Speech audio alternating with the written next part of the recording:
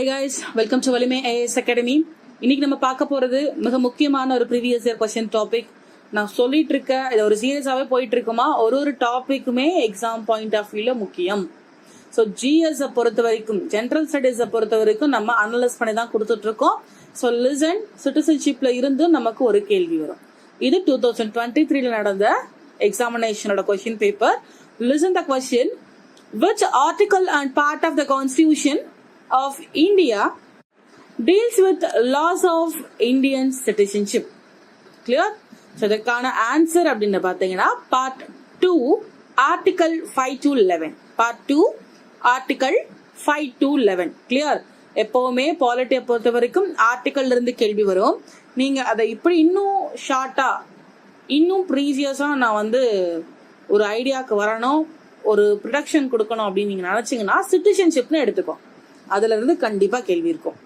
சிலிசன் தமிழ்ல கவனிங்க. இந்திய அரசியலமைப்பு சட்டத்தின் எந்த பிரிவு மற்றும் பிரிவுகள் குடியுரிமை இலத்தலை பற்றி குறிப்பிடுகின்றன? ஓகே, சோ எந்த பிரிவு சொல்லுது? பிரிவு 2 அரசியலமைப்பு சட்டம் 5 முதல் 11 வரை இருக்கக்கூடிய ஆர்டிகல்ஸ் என்ன பேசுது? எப்படி ஒருவர் தன்னுடைய குடியுரிமையை இழக்க முடியும் அப்படின்றத பத்தி பேசுது. கிளியர்? சோ ரொம்ப முக்கியமான கான்செப்ட், நல்லா கவனிங்க. குடியுரிமை அப்படின்றது ஒரு நாட்டுல சட்டத்திட்டங்களுக்கு உட்பட்டு அந்த நாட்டின் மக்களா குடியிருக்கக்கூடிய உரிமை. அதாவது ஒரு நாட்டுக்குள்ள நம்ம குடியிருப்பதற்கான உரிமை தான் அந்த குடியுரிமை. கிளியர்? சிட்டிசன் அப்படின்ற வார்த்தை, சிட்டிசன் ஷீப் சொல்றோமா? சோ சிட்டிசன் அப்படின்ற வார்த்தை சிவிக்ஸ் என்ற லத்தீன் மொழி சொல்ல இருந்து வருது.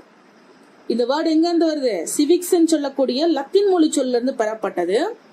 சிவிக்ஸ் அப்படின்னா அதற்கான பொருள் என்ன அப்படின்னு பாருங்க. நகர அரசில் வசிப்பவர்கள் அல்லது குடியிருப்பவர்கள். நகர அரசில் வசிப்பவர்கள் அல்லது குடியிருப்பவர்கள் அப்படின்னு பொருள். ஓகேவா? சிட்டிசன்ஷிப்னா என்ன?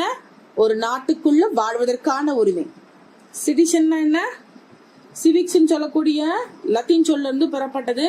ஸோ சிவிக்ஸ்னா என்ன பொருள் அப்படின்னு பாத்தீங்கன்னா நகர அரசில் வசிக்கக்கூடிய நபர்கள், அதாவது குடியிருப்பு ஆளர்கள். ஓகே, நம்ம இந்தியாவை பொறுத்த வரைக்கும் இந்த குடியுரிமைன்ற கான்செப்ட் நம்ம எங்க இருந்து எடுத்திருக்கோம் அப்படின்னு பாத்தீங்கன்னா இங்கிலாந்துல இருந்து எடுத்திருக்கோம். இங்கிலாந்து அரசியல் அமைப்புல இருந்து இந்த குடியுரிமைன்ற கான்செப்டை நம்ம எடுத்திருக்கோம். சோ அரசியலமைப்பு, அதாவது இந்திய அரசியலமைப்புல பகுதி 2 விதிகள் 5 முதல் 11 வரை இருக்கக்கூடிய ஆர்டிகல்ஸ் குடியுரிமையை பத்தி பேசுது. நம்ம இந்தியாவை பொறுத்த வரைக்கும் நாடு முழுவதும் ஒரே மாதிரியான குடியுரிமையை தான் நம்ம ஃபாலோ பண்றோம். சிலிசன் நம்மளோட கான்ஸ்டிடியூஷனை பொறுத்த வரைக்கும் பகுதி 2 விதி 5 முதல் 11 வரைக்கும் இருக்கக்கூடிய ஆர்டிகல்ஸ் இதை பத்தி பேசுது. நம்ம ஆல்ரெடி சொல்லியிருந்தோம்.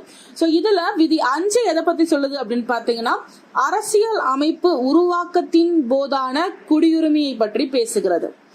அரசியல் அமைப்பு உருவாக்கத்தின் போது இருந்த குடியுரிமையை பத்தி பேசுது.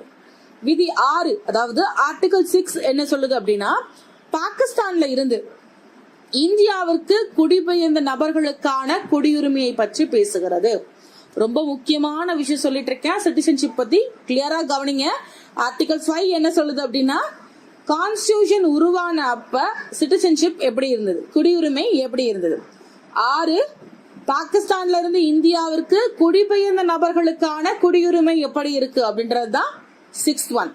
அண்ட் விதி 7 இந்தியால இருந்து பாகிஸ்தானுக்கு குடிபெயர்ந்து போயிட்டு திரும்ப இந்தியாவுக்கே வந்துருவாங்க இல்லையா, அவங்களோட குடியுரிமையை பத்தி பேசுறது தான் விதி 7.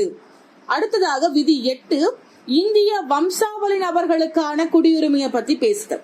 அடுத்து விதி 9 இந்திய குடியுரிமையை இழத்தல், அதாவது குடியுரிமை இழக்கிறதுக்கான விஷயத்தை பத்தி ஆர்டிகல் 9 பேசுது.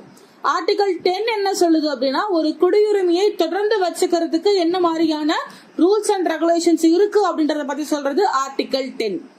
அடுத்த விஷயம் ஆர்டிகல் 11 அப்படின்னு எடுத்தீங்கன்னா குடியுரிமையை ஒழுங்குபடுத்தும் பாராளுமன்றத்தின் சட்டமியற்றும் அதிகாரங்களை பத்தி பேசுது. சோ இந்த இடத்துல சிட்டிசன்ஷிப்பை யார் கண்ட்ரோல் பண்றா, யார் ஒழுங்குபடுத்துறா அப்படின்னு பாத்தீங்கன்னா பார்லிமெண்ட் தான். சோ இந்த பார்லிமெண்டோட சட்டம் இயற்றக்கூடிய அதிகாரங்கள், அதாவது குடியுரிமை சார்ந்து சட்டம் இயற்றக்கூடிய அதிகாரங்களை பத்தி பேசுறது இந்த விதி 11. கிளியர்? இந்த குடியுரிமையை பொறுத்த வரைக்கும் நம்ம 2 வகையா பிரிக்கலாம். 1 இயற்கை குடியுரிமை, 2 இயல்பு குடியுரிமை. இந்த இயற்கை குடியுரிமை அப்படின்றது ஒரு மனிதன் பிறக்கும் போது அவனுக்கு கொடுக்கக்கூடிய உரிமை, அதாவது பெறக்கூடிய உரிமை.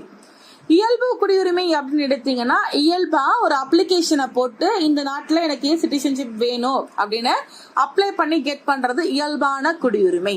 ஓகே, சோ இயற்கை குடியுரிமைன்னு எடுத்தீங்கன்னா அது பிறப்பால் வரக்கூடிய ஒரு விஷயம். Okay, clear?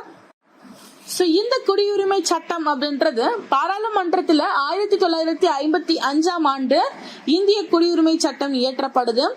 இந்த சட்டம் இன்ன வரைக்கும் 8 முறை திருத்தம் செய்யப்பட்டிருக்கு. எத்தனை முறை? 8 முறை திருத்தம் செய்யப்பட்டிருக்கு. சோ அமெண்ட்மெண்ட்ஸ் அப்படின்றது இதுல நடந்திருக்கு. கிளியர்? 1957 ஒரு முறை திருத்திருப்பாங்க, 85 ஒரு முறை, 1992 ஒரு முறை, 2005, 1960, 1986, 2003 அண்ட் 2015 இப்படி 8 முறை இதை திருத்தம் மேற்கொண்டிருக்காங்க. கிளியர்?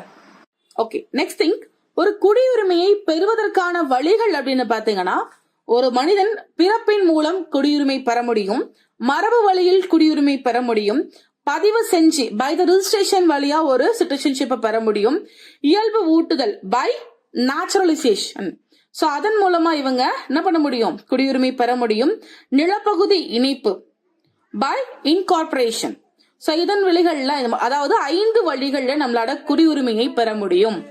சோ நெக்ஸ்ட் திங், ஒரு குடியுரிமைய இழக்கிறதுக்கான வழிகள் அப்படின்னு பாத்தீங்கன்னா ஒரு 3 விஷயம்.